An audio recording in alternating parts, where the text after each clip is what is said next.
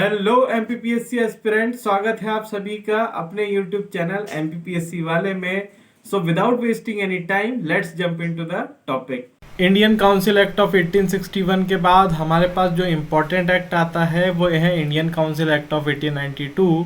तो अब हम कुछ इम्पोर्टेंट फीचर इसी एक्ट के बारे में पढ़ेंगे। पहला इम्पोर्टेंट फीचर है it increase the number of additional non-official members in the central and provincial legislative council but maintain the official majority in them। इस एक्ट के द्वारा केंद्रीय और प्रांतीय विधानसभाओं में नॉन ऑफिशियल मेंबर्स जो होते थे उनकी संख्या में बढ़ोतरी की गई, लेकिन इन नॉन ऑफिशियल मेंबर्स को कोई भी वोटिंग राइट्स नहीं मिले और इन केंद्रीय और प्रांतीय विधानसभाओं में ऑफिशियल मेंबर्स की मेजोरिटी हो, इस बात का पूरा ध्यान रखा गया। सेकेंड इंपॉर्टेंट फीचर है इस एक्ट का it increase the functions of the legislative councils and gave them the power of discussing the budget and addressing the questions to the executive. इस एक्ट के द्वारा लेजिस्लेटिव काउंसिल के members को ये power दिया गया कि अगर वो बजट के किसी क्वेश्चन को डिस्कस करना चाहते हैं या कार्यकारिणी से कोई सवाल पूछना चाहते हैं तो उन्हें ये अधिकार इंडियन काउंसिल एक्ट ऑफ 1892 के द्वारा दिया गया। थर्ड इंपॉर्टेंट पॉइंट है इस एक्ट का, मैं इसको आपको पढ़ के बता देता हूँ।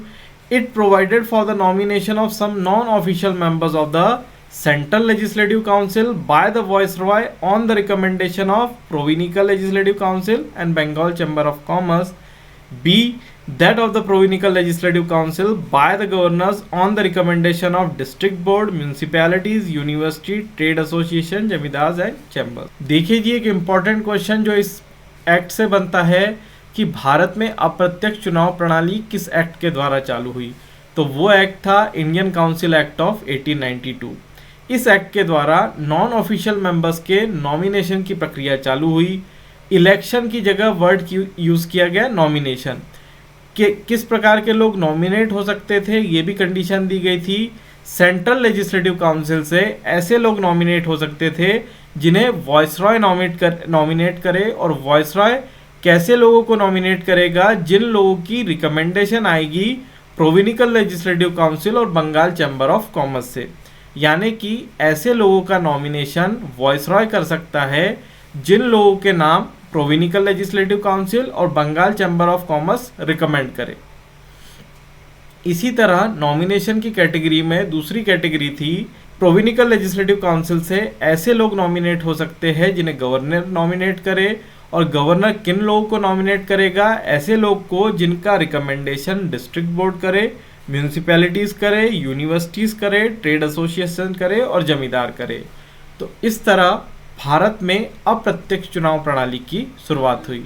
उम्मीद करता हूँ आपको इस एक्ट के बारे में सारे फीचर्स समझ में आ गए होंगे। अगर आपको फिर भी समझ में नहीं आए हैं, थोड़ा सा ये कॉम्प्लिकेटेड एक्ट है, तो आप मुझे कमेंट करके पूछ सकते हैं। अगर आपको हमारा YouTube चैनल अच्छा लगता है तो प्लीज़ इसे लाइक कीजिए, शेयर कीजिए, सब्सक्राइब कीजिए और बेल आइकन को प्रेस करना ना भूलिए, जिससे आपको रीसेंट वीडियोस की नोटिफिकेशन मिलती रहे। Thanks for watching.